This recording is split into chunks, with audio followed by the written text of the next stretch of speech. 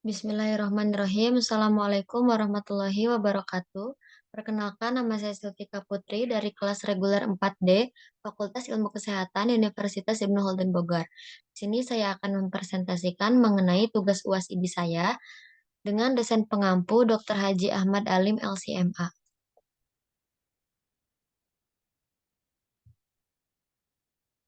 Baik, di sini saya akan memaparkan materi rangkuman mengenai Islam disiplin ilmu dari materi 9 hingga materi 15. Di sini ada materi 9 yaitu kesehatan lingkungan, materi 10 kesehatan jiwa, materi 11 determinan kesehatan, materi 12 kesehatan reproduksi, materi 13 menanggulangi wabah LGBT, materi 14 pelayanan kesehatan Islami, materi 15 Islamisasi masyarakat. Di sini ada materi dari materi 9 yaitu kesehatan lingkungan. Kesehatan lingkungan. Ilmu kesehatan lingkungan adalah ilmu yang mempelajari hubungan timbal balik antara faktor kesehatan dan faktor lingkungan. Islam berbicara tentang masalah lingkungan karena lingkungan ini bukan sekadar isu lokal, tapi sudah menjadi isu global karena memiliki dampak yang serius dalam kehidupan manusia dan alam. Kerusakan yang ada di daratan maupun di lautan disebabkan karena ulah manusia itu sendiri. Jadi memang faktor utamanya adalah faktor sumber dari manusia. Seorang Muslim justru menempati kedudukan strategis dalam lingkungan hidup yang diciptakan sebagai khalifah di bumi ini. Yang pertama, melestarikan lingkungan adalah kewajiban setiap individu sebagai khalifah di muka bumi. Yang kedua, manusia dilarang melakukan kerusakan di bumi dalam memanfaatkan bumi ini tidak boleh semena-mena dalam mengeksploitasinya. Yang ketiga, pemahaman masalah lingkungan hidup dalam fikih al-bi'ah perlu diletakkan di atas suatu pondasi moral, karena pelestarian dan pengamanan lingkungan hidup dari kerusakannya adalah bagian dari iman. Yang keempat, Islam mencintai budaya hidup bersih dan suci. Yang kelima, Islam memerintahkan agar menjaga fasilitas kesehatan masyarakat seperti menjaga kesehatan sumber air, sumur, kolam, sungai, dan lain-lain. Karena itu akan kita gunakan sebagai sumber air minum, mencuci, mandi, dan sebagainya. Lalu di materi 10 ini ada mengenai kesehatan jiwa. Jiwa adalah bagaimana roh manusia sudah menyatu di dalam jasadnya. Masalahnya, jiwa dibahas dalam Al-Quran surat Asy-Syams ayat 7 sampai 10, yaitu demi jiwa dan penyempurnaan atau ciptaannya, maka Allah mengilhamkan kepada jiwa itu jalan kefasikan dan ketakwaannya. Sesungguhnya beruntunglah orang yang menyucikan jiwa itu dan sesungguhnya merugilah orang yang mengotorinya.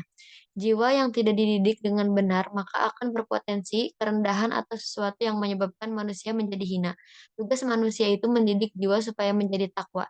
Mendidik jiwa itu penting karena tanpa jiwa ya manusia itu kehilang kemanusiaannya. Karena hakikat manusia itu ada di jiwanya. Allah tidak melihat fisik manusia tetapi Allah melihat kesucian jiwanya. Menurut Imam Al-Ghazali yang dituliskan dalam bukunya yang berjudul Minhajul Abidin, ada 3 perkara yang mengotori jiwa. Yang pertama, manusia terlalu cinta pada dunia. Manusia, jika terlalu cinta pada dunia, mereka akan lalai sehingga menyebabkan orang itu benci atau lupa mati. Yang kedua, terlalu bergantung pada makhluk, yang disebabkan terlalu berkepentingan, terlalu pamrih, terlalu berharap kepada makhluknya. Jadi terlalu bersandar terhadap manusia, terlalu bersandar kepada makhluk. Jika jiwa ini terlalu disandarkan kepada makhluk, maka akan lemah. Diibaratkan di dalam Al-Quran itu selemah-lemahnya laba-laba yang bergantung dengan sarangnya. Yang ketiga ada gangguan dari bisikan syaitan. Setan iblis itu ketika diusir dia bersumpah, saya akan sesatkan mereka seluruhnya. Lalu di materi 11 ini ada mengenai determinan kesehatan perspektif Islam. Sehat dalam Islam yaitu secara fisik, lahir, dan batin tidak bisa dipisahkan dan saling mempengaruhi serta melengkapi. Faktor-faktor yang mempengaruhi kesehatan dalam perspektif Islam. Yang pertama ada berdoa. Berdoa memberikan energi positif dan kekuatan serta nutrisi bagi jiwa dan raga manusia. Yang kedua ada sholat tahajud. Sholat tahajud berpengaruh dalam status kesehatan. Yang ketiga ada perilaku pola hidup. Perilaku pola hidup sehat yaitu melibatkan halal dan haramnya apapun yang kita lakukan dan kita dapatkan. Yang keempat ada faktor sosial. Penyakit datang dari diri sendiri dan selalu emosi, temperamen, serta tidak mau memaafkan terhadap orang lain. obatnya dengan bersedekah serta berbagi ke sesama makhluk hidup agar menghilangkan penyakit dari diri kita. Yang kelima ada lingkungan. Lingkungan yang sehat mendatangkan kesejahteraan bagi masyarakat. Yang keenam, ada genetik. Di dalam Islam dilarang menikah satu darah, kandung, atau saudara perasian. Hal tersebut tidak dibenarkan karena akan menimbulkan penyakit bawaan dan kecacatan pada anaknya. Selanjutnya ada pelayanan kesehatan. Pelayanan kesehatan yang baik bisa membantu mencegah datangnya penyakit atau pemulihan kesehatan dari sisi promotif, preventif, kuratif, dan rehabilitatif yang diberikan pelayanan kesehatan. Lalu yang kedelapan ada pengetahuan. Semakin banyak pengetahuan seseorang tentang pentingnya kesehatan akan memberikan pengaruh pola hidup yang lebih sehat. Lalu ada latar belakang budaya. Budaya dan kebiasaan sudah melekat di masyarakat akan mempengaruhi kesehatan seseorang. Selama budayanya itu memberikan pengaruh baik, maka tetap dipertahankan. Yang ke-10 ada faktor emosional. Ketenangan seseorang adalah separuh dari kesehatan badannya. Seorang yang temperamen mudah terserang penyakit. Lalu yang terakhir ada faktor ekonomi. Status ekonomi bukan paling utama, tetapi ekonomi yang cukup dan mampu memenuhi gizi dan nutrisi bagi kesehatannya. Kondisi sehat seseorang dalam Islam juga dipengaruhi oleh keimanan dan ibadahnya sendiri. Semakin dalam dan tinggi keimanan seseorang akan memberikan pengaruh ketenangan pada jasad atau tubuhnya. Contohnya sholat dan berpuasa. Lalu di materi ke-12 ini ada kesehatan reproduksi perspektif Islam. Kesehatan reproduksi adalah kesehatan secara fisik, mental, dan kesejahteraan sosial secara utuh pada semua hal yang berhubungan dengan sistem dan fungsi, serta proses reproduksi dan bukan hanya kondisi yang bebas dari penyakit atau kecacatan. Berkaitan dengan bagaimana kesehatan reproduksi untuk kaum ibu dan dalam perspektif Islam. Yang pertama ini ada haid. Dari sisi biologis, perempuan sudah mengalami haid, artinya telah mampu untuk bereproduksi. Haid adalah rutinitas yang dialami oleh setiap wanita, dan darah haid itu adalah darah kotor. Sel telur yang tidak dibuahi kemudian mati dan tidak berguna lagi sehingga keluar pada waktunya, bersamaan dengan darah. Hal tersebut normal dan siklus reproduksinya sehat. Ayat yang menjelaskan tentang konsep menjaga kesehatan reproduksi, salah satunya dalam kisah surah Al-Baqarah ayat 222, yang artinya, dan mereka menanyakan kepadamu Muhammad tentang haid. Katakanlah, itu adalah sesuatu yang kotor. Karena itu, jauhilah istri pada waktu haid, dan jangan kamu mendekati mereka sebelum mereka suci. Apabila mereka telah suci, campurilah mereka sesuai dengan ketentuan yang diperintahkan Allah kepadamu. Wanita yang sedang haid diklasifikasikan menjadi tiga bagian. Yang pertama ada mubtadi'ah, wanita yang baru pertama kali mengalami haid yaitu belum memiliki pengalaman sebelumnya. Yang kedua ada mu'tadah, wanita yang sudah terbiasa kapan datangnya haid itu mengetahui berapa lama masa haidnya. Yang ketiga ada mutahayyirah, wanita yang lupa kebiasaan haidnya, baik kapan datangnya haid atau kadar waktunya ataupun lupa kapan permulaan siklus haidnya terjadi. Lalu yang kedua ada masa kehamilan. Kehamilan adalah suatu ibadah. Konsep kehamilan dalam Islam harus ada legitaris melalui hubungan harmonis yaitu pernikahan. Dalam kandungan surah Al-Mu'minun ayat 12 sampai 14 yang menjelaskan tentang proses penciptaannya manusia yang berbunyi, Allah menciptakan manusia dari saripati dan tanah, kemudian menjadi air mani, kemudian menjadi segumpal darah dan kemudian segumpal darah tersebut Allah ciptakan menjadi segumpal daging dan segumpal daging itu Allah diciptakan menjadi tulang belulang. Kehamilan dalam Islam dijelaskan sangat rinci karena berhubungan dengan nasab, hukum hikam, dan hikmah yang ada di dalamnya.